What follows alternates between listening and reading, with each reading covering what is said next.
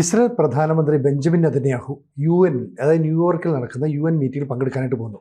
Ben-Gurion എയർപോർട്ടിൽ നിന്ന് അദ്ദേഹം കയറി വിമാനം പറന്നുയർന്നു. പക്ഷേ പിന്നീട് വിമാനം കാണുന്നില്ല. ദുരൂഹതയുണ്ടോ? ദുരൂഹത എന്ന് പറഞ്ഞാൽ ഇപ്പോൾ നമ്മുടെ ഇന്ത്യൻ സമയവും അമേരിക്കൻ സമയവും തമ്മിൽ വ്യത്യാസമുണ്ടല്ലോ. ഇപ്പോൾ വെള്ളിയാഴ്ച ഇപ്പോൾ നമ്മൾ സംസാരിക്കുന്ന വെള്ളിയാഴ്ച, അമേരിക്കയിൽ ഇപ്പോൾ വെള്ളിയാഴ്ച ആയിട്ടുണ്ടാവില്ല അല്ലേ? ഇല്ല, രാത്രിയായിരിക്കും. അപ്പോൾ അവിടെ എത്തുള്ളൂ. മാത്രമല്ല അടുത്ത ആഴ്ച നെക്സ്റ്റ് വീക്കിൽ അത് അടുത്ത ഏതാനും ദിവസങ്ങളിൽ ന്യൂയോർക്കിലായിരിക്കും നെതന്യാഹു എന്നാണ് ഷെഡ്യൂൾ പറയുന്നത്. ട്രംപുമായിട്ട് കാണുന്നുമുണ്ട്. ട്രംപുമായിട്ട് കാണുമ്പോൾ ഇപ്പോൾ ഗാസ സിറ്റി സമ്പൂർണ്ണമായി പിടിച്ചെടുക്കാനുള്ള സൈനിക ഓപ്പറേഷൻ നടത്തിക്കൊണ്ടിരിക്കുകയാണ്. അമേരിക്ക പോലും ഞങ്ങൾ അറിഞ്ഞില്ല എന്ന് പറയുന്ന തരത്തിൽ ഖത്തറിന് നേരെയുള്ള ആക്രമണം നടത്തി. അപ്പോൾ ലോകത്ത് ഏറ്റവും കൂടുതൽ സുരക്ഷാ ഭീഷണിയുള്ള നേതാവ് ആരെന്ന് ചോദിച്ചാൽ അത് നെതന്യാഹു ആണ്. ട്രംപുണ്ട്, നെതന്യാഹു ഉണ്ട്. പക്ഷേ ട്രംപിനേക്കാളും ശത്രുത നെതന്യാഹുവിനായിരിക്കും. നെതന്യാഹുവിനെ കിട്ടിയ നമ്മുടെ മലപ്പുറത്തെ കാക്കാമാർക്ക് വരെ കൊടുത്താൽ അവർ അരച്ച് കലക്കി ജ്യൂസാക്കി കുടിക്കും അല്ലേ? അപ്പോൾ അത്ര വലിയ ശത്രുതയാണ് നെതന്യാഹുവിനോട്. നെതന്യാഹുവിനോട് ഈ ശത്രുത എന്താണെന്ന് ഞാൻ ആലോചിക്കാറുണ്ട്. അപ്പോൾ അവർ പറയുന്നത് ജൂതന്മാരോടുള്ള ശത്രുതയാണ്. ഇന്ത്യ ഇപ്പോൾ കുഞ്ഞാലിക്കുട്ടി ഇന്നലെ പറഞ്ഞു കേട്ടോ, ഇന്ത്യ ദ്വിരാഷ്ട്രവാദത്തെ അംഗീകരിക്കണം, മുൻ ഭരണാധികാരികൾ ചെയ്ത കാര്യങ്ങളൊന്നും ഇന്ത്യ പാലിക്കുന്നില്ല എന്നുള്ളത്. ഇന്ത്യ മാത്രമല്ല, ഇസ്രായേൽ തയ്യാറായിരുന്നല്ലോ 1948 ഇസ്രായേൽ ദ്വിരാഷ്ട്രവാദം, ഇസ്രായേൽ എന്ന രാജ്യമുണ്ട്, പലസ്തീൻ എന്നുള്ള വാദം ഉണ്ടെന്നുള്ളത് തത്വത്തിൽ അംഗീകരിച്ചതാണ്. അതന്ന് ദ്വിരാഷ്ട്രവാദം പറ്റത്തില്ല എന്ന് പറഞ്ഞാൽ എന്തറിയോ, ഈ അറബ് രാജ്യങ്ങളാണ്.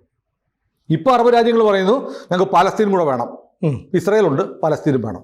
അന്ന് ഇത് രണ്ട് രാജ്യങ്ങളെയും അംഗീകരിക്കാമെന്നുള്ള നിർദ്ദേശം ലോകരാജ്യങ്ങൾ മുന്നോട്ട് വെച്ചപ്പോൾ അത് പറ്റില്ല, ദ്വിരാഷ്ട്രം പറ്റില്ല എന്ന് പറഞ്ഞാൽ ഇസ്രായേൽ ഭൂമിയിൽ പാടില്ല എന്ന് പറഞ്ഞ് യുദ്ധം ചെയ്തവരാണ് അറബ് രാജ്യങ്ങൾ. അവരിപ്പോൾ 48 മുതൽ ഇന്ന് 2025 ആയപ്പോൾ ദ്വിരാഷ്ട്രവാദം പലസ്തീനൊന്നും അംഗീകരിച്ച് താജട്ട എന്ന് പറഞ്ഞുകൊണ്ട് വരികയാണ്. എന്ന് പറഞ്ഞ് ഇവർ യുദ്ധം ചെയ്തപ്പോൾ എന്ത് പറ്റി? ഇവരുടെ കയ്യിലുള്ള ഗോലാൻ കുന്നുകൾ പോയി, സീനായി പോയി, ജെറുസലേം പോയി, വെസ്റ്റ് ബാങ്ക് പോയി, എല്ലാം ഇസ്രായേൽ കൊണ്ടുപോയി. കാരണം യുദ്ധം ചെയ്തപ്പോൾ അവർ ജയിച്ചു, പിടിച്ചെടുത്ത സ്ഥലം കൊടുക്കില്ല. ഇസ്രായേൽ പറയുന്നത് ഞങ്ങൾ യുദ്ധം ചെയ്തു, ഞങ്ങളുടെ കാശ് പോയി, ഞങ്ങളുടെ ആൾ പോയി, ഞങ്ങളുടെ ആളുകളുടെ ചോര ചിന്തി, അങ്ങനെ ഞങ്ങൾ പിടിച്ചെടുത്ത സ്ഥലം എന്തിനാണ് നിനക്ക് തരുന്നത്? നീയല്ലേ വന്ന് വെക്കിട്ട് കയറിയത്. വെക്കിട്ട് കയറിയതിൻ്റെ പണിഷ്മെൻറ്റ് ഫൈൻ ഇരുന്നോട്ടെ, ഈ സ്ഥലം ഞങ്ങളുടെ. ഇതാണ് ഇസ്രായേലിൻ്റെ ലക്ഷ്യം.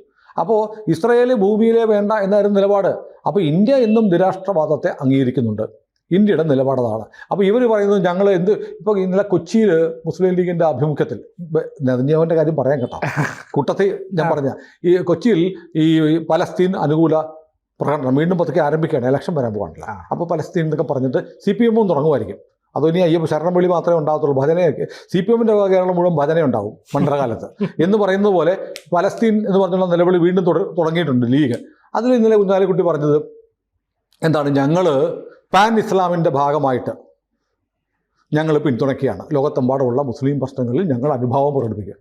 അങ്ങനെയാണെങ്കിൽ ചൈനയിലുണ്ടല്ലോ, ചൈനയിൽ മുസ്ലിങ്ങളെ റൊട്ടിയാക്കിക്കൊണ്ടിരിക്കുക, പള്ളിയൊക്കെ മസ്ജിദൊക്കെ പൊളിച്ചിട്ട് മൂത്രപ്പരയാക്കുക.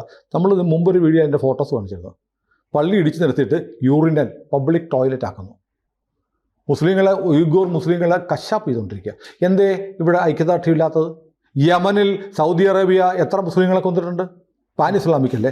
ഇല്ലല്ലോ പ്രശ്നം. അപ്പോൾ പാൻ ഇസ്ലാമിക്കൊന്നുമല്ല, ജൂതവിരോധം മാത്രമാണ്. പിന്നെ ഇന്ത്യൻ സർക്കാർ അംഗീകരിക്കുന്നില്ല. ഇന്ത്യൻ സർക്കാർ അംഗീകരിക്കുന്നുണ്ടെന്നേ ആരെയാണെന്നറിയോ? പാലസ്തീൻ അതോറിറ്റിയെ നമ്മൾ അംഗീകരിക്കുന്നുണ്ട്. ഇവരുടെ പരിപാടിക്ക് ഇന്നലെ പാലസ്തീൻ്റെ അംബാസഡർ പങ്കെടുത്തിട്ടുണ്ട്, ലീഗിൻ്റെ പരിപാടിക്ക്. അയാൾ പങ്കെടുത്ത പരിപാടി ഇരുന്നിട്ടാണ് കുഞ്ഞാലിക്കുട്ടി പറയുന്നത് ഇന്ത്യ സർക്കാർ മുൻഗാമികളുടെ നിലപാട് സ്വീകരിക്കുന്നില്ല. അങ്ങനെയാണെങ്കിൽ നമ്മൾ ഈ പലസ്തീൻ അംബാസഡറെ ചവിട്ടി പുറത്താക്കട്ടെ. കാരണം പലസ്തീൻ എന്ന് പറഞ്ഞൊരു രാജ്യമില്ല. പിന്നെന്തിനാണ് അംബാസഡർ അല്ലേ? അപ്പോൾ ഇന്ത്യ അംഗീകരിക്കുന്നുണ്ട്. പക്ഷേ ഇവരുടെ പ്രശ്നം എന്നറിയോ? നമ്മൾ അംഗീകരിക്കുന്നത് പാലസ്തീൻ അതോറിറ്റിയാണ് നമ്മൾ അംഗീകരിക്കുന്നത്, നമ്മൾ ഹമാസിനെ അംഗീകരിക്കുന്നില്ല. ഹമാസിനെ അംഗീകരിക്കണം എന്നാണ് ഈ കുഞ്ഞാലിക്കുട്ടി ചേട്ടൻ പറയുന്നത്. അതായത് പലസ്തീനിലെ ഭരിക്കുന്നവരെ അംഗീകരിക്കുക എന്നുള്ള. പലസ്തീനിലെ ഫത്താ പാർട്ടിയോട് എന്താ സ്നേഹം? ഇവർക്ക് സ്നേഹമുണ്ടോ? ഇല്ല. ഇവർക്ക് സ്നേഹം ഹമാസിനോടാണ്. ഇവർ ജയ്ഷെ മുഹമ്മദിനെ ഇവർക്ക് ഇഷ്ടമാണെന്നേ പറയാൻ പറ്റാത്തതുകൊണ്ട്, എക്സാക്ട്ലി പറയാൻ പറ്റാത്തതുകൊണ്ടാണ് ഇന്ത്യ സർക്കാർ ഹമാസിനെ അംഗീകരിക്കണം. ഇതാണ് ഇവർ പറഞ്ഞു വെക്കുന്നത്. നമ്മൾ പാലസ്തീൻ അതോറിറ്റിയെ അംഗീകരിക്കുന്നുള്ളതുകൊണ്ടാണ് ഇല്ലാത്ത രാജ്യമായ ഭൂമിയിൽ മാപ്പിൽ ഒരിടത്തും പലസ്തീൻ എന്ന് പറഞ്ഞ രാജ്യം നമ്മുടെ ഭൂപടം എടുത്ത് വെച്ചാൽ പലസ്തീൻ ഇല്ല. എന്നിട്ടും അംബാസഡർക്ക് ഇവിടെ എല്ലാ സൗകര്യം കൊടുത്ത് നമ്മൾ തെറ്റിപ്പൊറ്റുന്നുണ്ട്, നമ്മൾ സൗകര്യങ്ങൾ കൊടുക്കുന്നുണ്ട് ഇന്ത്യ. അത് പലസ്തീനെ നമ്മൾ അംഗീകരിക്കുന്നുണ്ട്. അപ്പോൾ ഇവർ പറഞ്ഞതിൻ്റെ ചുരുക്കം നേരത്തെ പറഞ്ഞ പോലെ ഹമാസിനെ അംഗീകരിക്കണം. ഇവർക്ക് ജയ്ഷെ മുഹമ്മദിനെ ഇഷ്ടമാണ്. പക്ഷേ ഇവിടെ ഇപ്പോൾ ജയ്ഷെ മുഹമ്മദിനെ പറഞ്ഞാൽ അകത്ത് പോവും. ഗസ്വ എ ഹിന്ദ് എന്നൊരു പദ്ധതിയുണ്ട്. അത് ഇന്ത്യ ഇസ്ലാം വൽക്കരിക്കുക എന്നുള്ളതാണ്. അതിനെ ഇവർക്ക് എതിർത്ത് ഗസ്വ എ ഇന്ത് എന്നുള്ള ഈ തീവ്രവാദികൾ, ജയ്ഷെ മുഹമ്മദ് അടക്കമുള്ള തീവ്രവാദികളുടെ പദ്ധതി, ഇന്ത്യയെ ഇസ്ലാമിക രാജ്യമാക്കുക എന്നുള്ള പദ്ധതിയെ ഇവരാരെങ്കിലും എപ്പോഴെങ്കിലും എതിർത്ത് പറഞ്ഞിട്ടുണ്ടോ? അത് ശരിയല്ല, ഇന്ത്യ അങ്ങനെ ആവുന്നില്ല. ഇവരൊക്കെ വിചാരിക്കുന്നതല്ല ഇന്നല്ലെങ്കിൽ നാളെ ഇന്ത്യയിലും വരും ഇസ്ലാമിക ഭരണം വരും എന്ന് പ്രതീക്ഷിക്കുന്നവരാണ് ഇവരൊക്കെ. അല്ലെങ്കിൽ ലീഗോ കുഞ്ഞാലിക്കുട്ടിയോ പറയട്ടെ. കുഞ്ഞാലിക്കുട്ടി എനിക്ക് വ്യക്തിപരമായി അറിയാം. കുഞ്ഞാലിക്കുട്ടിയുടെ നിലപാട് ഒരു മതേതര നിലപാടാണ്. അദ്ദേഹം വ്യക്തിപരമായി വർഗീയ താല്പര്യങ്ങളില്ലാത്ത ഒരാളാണ് വ്യക്തിപരമായി. പക്ഷേ അദ്ദേഹത്തിൻ്റെ പാർട്ടിക്ക് പറയാൻ പറ്റുമോ ഞങ്ങൾ ഇവിടെ ഇന്ത്യയിൽ ഇന്നല്ലെങ്കിൽ നാളെങ്കിൽ ഇസ്ലാമിക ഭരണം വരണം എന്നുള്ള അഭിപ്രായം ലീഗിനില്ല എന്ന് ലീഗിന് പറയാൻ പറ്റുമോ? ഒരിക്കലും പറയാൻ പറ്റില്ല. കാരണം ഇവരുടെയൊക്കെ ആത്യന്തികമായ ലക്ഷ്യം എന്ന് പറയുന്നത്, ലോകത്തുള്ള സകല മുസ്ലിമിൻ്റെയും ലക്ഷ്യം എന്ന് പറയുന്നത് ഭൂമി മുഴുവൻ ഇസ്ലാം വൽക്കരിക്കപ്പെട്ട് ഭൂമി അള്ളാഹുവിനെ വഖഫ് ചെയ്യണമെന്നാണ്.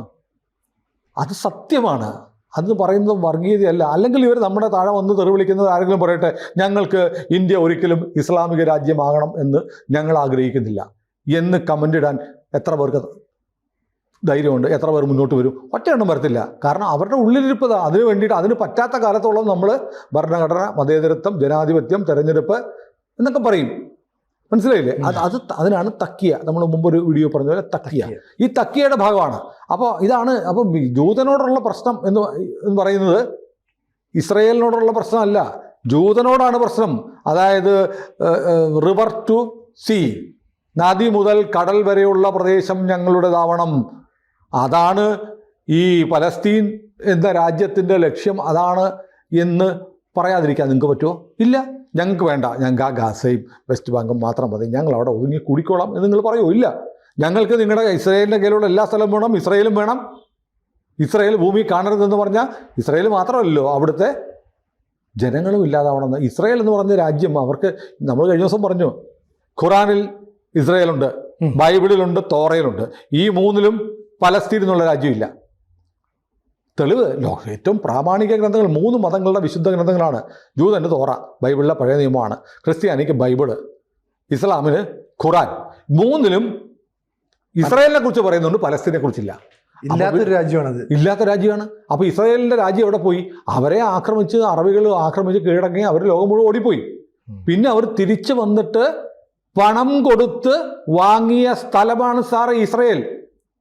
അത് ചെറിയ രാജ്യമായിരുന്നു. അവർ കാശ് കൊടുത്ത് മേടിച്ച് അവിടെ താമസിച്ചു.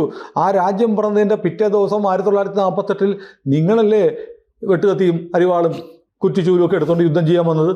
അവനെ അടിക്കാൻ ചെന്നപ്പോൾ അവനെ അടിച്ച് ഓടിച്ച് നിങ്ങളെ. എന്നിട്ട് നിങ്ങൾ ഓടിയ വഴിക്ക് ആ സ്ഥലമൊക്കെ പിടിച്ചെടുത്തു. അന്ന് ഈ ഇസ്രയേൽ രാഷ്ട്രം ജനിച്ച ഉടനെ അറബ് രാജ്യങ്ങൾ ചേർന്ന് ഇസ്രയേലിനെ ആക്രമിക്കാതിരുന്നെങ്കിൽ ഒരുപക്ഷെ നിങ്ങളുടെ കയ്യിലുള്ള ഈ സ്ഥലം ഇസ്രയേലിലേക്ക് പോകുമായിരുന്നോ? ഇല്ല. അപ്പോൾ ആരാണ് ചുണ്ടങ്ങ കൊടുത്തിട്ട് മേടിച്ചത്? ഇപ്പോൾ തന്നെ ഒക്ടോബർ 7 നടന്ന ആ കൂട്ടക്കൊല, ഭീകരാക്രമണം, കുഞ്ഞുങ്ങളെയും സ്ത്രീകളെയും ഒക്കെ കൊന്നതിൻ്റെ പേരിലല്ലേ ഇപ്പോഴും അനുഭവിച്ചുകൊണ്ടിരിക്കുന്നത്? അതെ.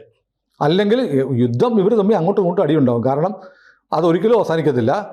കാരണം ഇസ്ലാമിൻ്റെ ലക്ഷ്യം ജൂതനെ ഉന്മൂലനം ചെയ്യുക എന്നുള്ളതാണ്. അതുകൊണ്ട് ഇസ്രയേൽ പലസ്തീൻ അല്ലെങ്കിൽ മുസ്ലിം വിഷയം ഒരിക്കലും തീരാൻ പോകുന്നില്ല. കാരണം അത് ഉന്മൂലനം ചെയ്തേ പറ്റുള്ളൂ. ആരെ? ജൂതന്മാരെ. പക്ഷേ ഇത്രയും വേഗത്തിൽ, ഇത്രയും ആക്കത്തിൽ ഈ ആക്രമണം ഉണ്ടാവില്ലായിരുന്നു. അപ്പോൾ ഇതിനെ പേരിൽ, ഗാസയുടെ പേരിലുള്ള ആക്രമണം നടന്നപ്പോഴത്തേക്ക് എന്ത് ചെയ്തറിയോ? ഈ ഇൻ്റർനാഷണൽ ക്രിമിനൽ കോർട്ട് എന്ന് പറഞ്ഞ കോടതി, യോവ് ഗാലന്റ്, മുൻ പ്രതിരോധ മന്ത്രി, ഓർക്കുന്നില്ലേ? യോവ് ഗാലന്റ് യുദ്ധം തുടങ്ങുന്ന സമയത്ത് യോവ് ഗാലന്റ് ആയിരുന്നു ഇസ്രയേലിൻ്റെ പ്രതിരോധ മന്ത്രി. യോവ് ഗാലന്റിനെയും ബെഞ്ചമിൻ നെതന്യാഹുവിനെയും യുദ്ധക്കുറ്റവാളികളായിട്ട് പ്രഖ്യാപിച്ചു. അപ്പോൾ ഈ ICC, ഇൻ്റർനാഷണൽ ക്രിമിനൽ കോർട്ടിൻ്റെ ഈ കരാറിൽ ഒപ്പുവെച്ചിട്ടുള്ള ഏത് രാജ്യത്ത് ഇരുന്നാലും നെതന്യാഹുവിനെ അറസ്റ്റ് ചെയ്യാം. ഒരു രാജ്യത്തും പോകാൻ പറ്റത്തില്ല.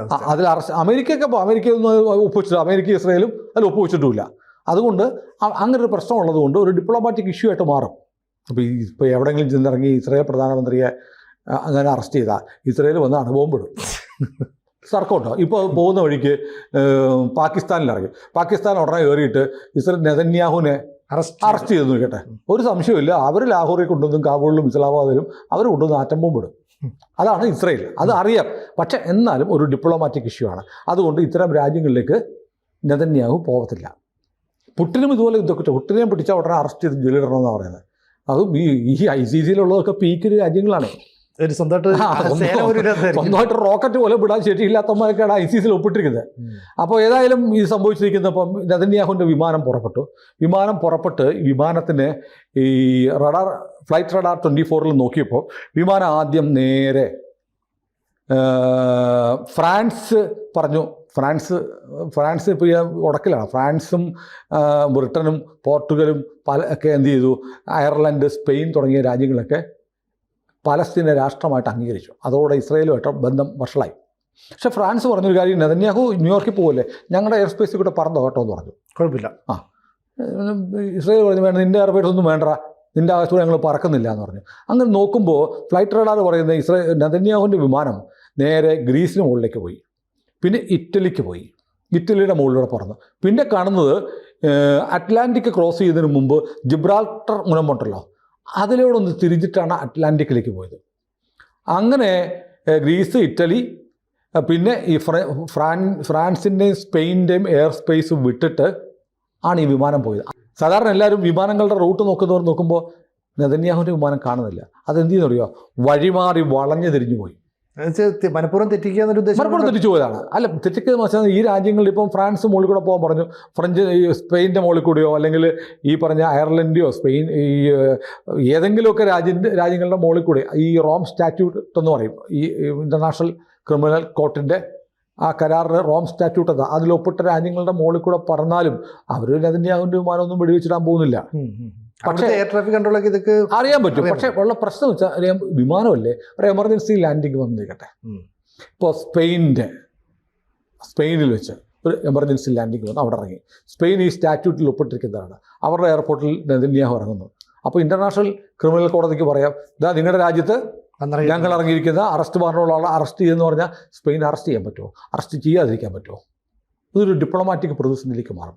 അതുകൊണ്ട് എന്ത് ചെയ്തിരിക്കുന്നു, ഇത് പറന്ന് ഈ വിമാനം ഇസ്രായേൽ പ്രധാനമന്ത്രിയുടെ വിമാനം അത്യാധുനിക സുരക്ഷാ സംവിധാനങ്ങളുള്ള വിമാനം തന്നെയാണ്. പക്ഷെ അത് പോകുമ്പോഴും എന്തിനാണ് ഒരു എമർജൻസി ലാൻഡിങ് വേണ്ടി വന്നാൽ ഈ കരാറിൽ ഒപ്പിട്ട ഒരു രാജ്യത്ത് ഇറങ്ങുന്ന സിറ്റുവേഷൻ എന്തിനാണ് ഉണ്ടാക്കുന്നത് എന്ന് കരുതിയിട്ട് ആണ് ഈ വളഞ്ഞു ചുറ്റിപ്പോയത്.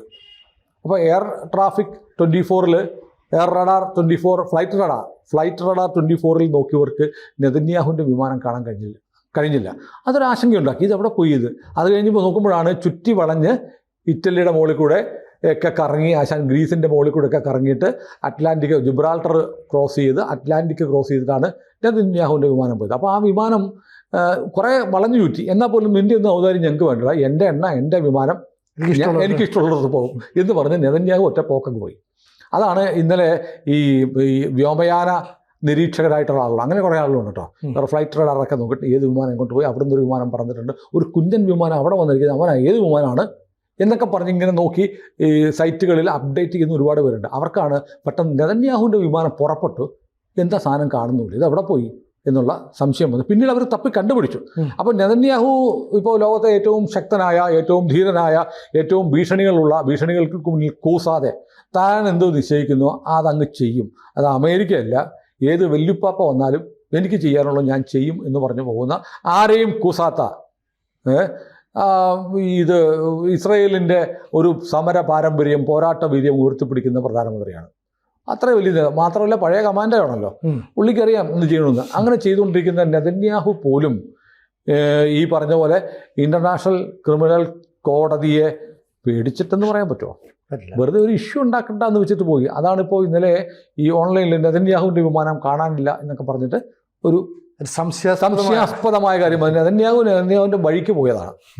കൂടുതൽ വാർത്തകളും വിശേഷങ്ങളും നിങ്ങളിലേക്ക് എത്താൻ ABC മലയാളം സബ്സ്ക്രൈബ് ചെയ്യുക, ബെൽ ബട്ടണും അമർത്തുക.